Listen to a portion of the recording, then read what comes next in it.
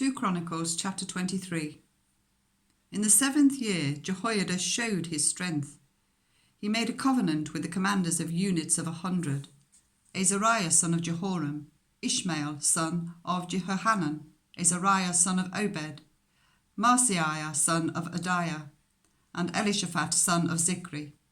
They went throughout Judah and gathered the Levites and the heads of Israelite families from all the towns.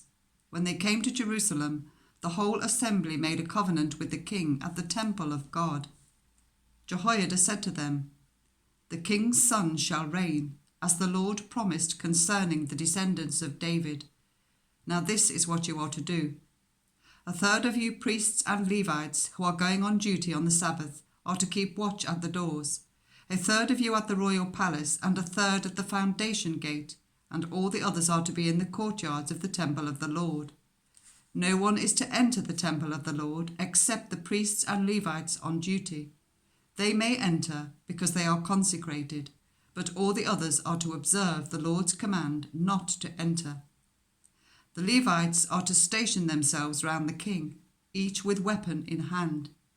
Anyone who enters the temple is to be put to death. Stay close to the king wherever he goes."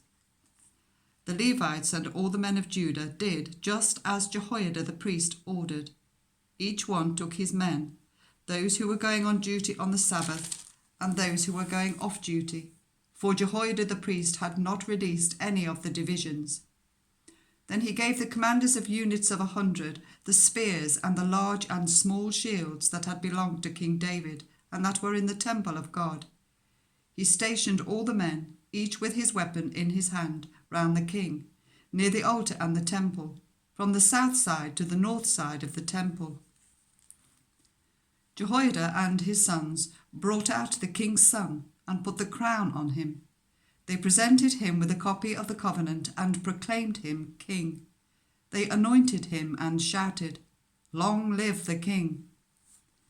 When Athaliah heard the noise of the people running and cheering the king, she went to them at the temple of the Lord. She looked, and there was the king, standing by his pillar at the entrance. The officers and the trumpeters were beside the king, and all the people of the land were rejoicing and blowing trumpets, and musicians with their instruments were leading the praises. Then Athaliah tore her robes and shouted, "Treason! Treason!"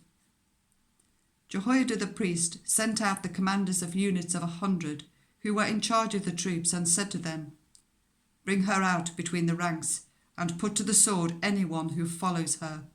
For the priest had said, "Do not put her to death at the temple of the Lord." So they seized her as she reached the entrance of the horse gate on the palace grounds, and there they put her to death. Jehoiada then made a covenant that he, the people, and the king would be the Lord's people. All the people went to the temple of Baal and tore it down. They smashed the altars and idols and killed Mattan, the priest of Baal, in front of the altars. Then Jehoiada placed the oversight of the temple of the Lord in the hands of the Levitical priests, to whom David had made assignments in the temple, to present the burnt offerings of the Lord as written in the law of Moses, with rejoicing and singing, as David had ordered. He also stationed the gatekeepers at the gates of the Lord's temple, so that no one who was in any way unclean might enter.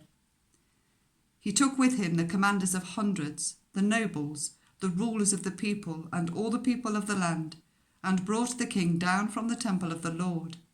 They went into the palace through the upper gate and seated the king on the royal throne. All the people of the land rejoiced, and the city was calm, because Athaliah had been slain with the sword.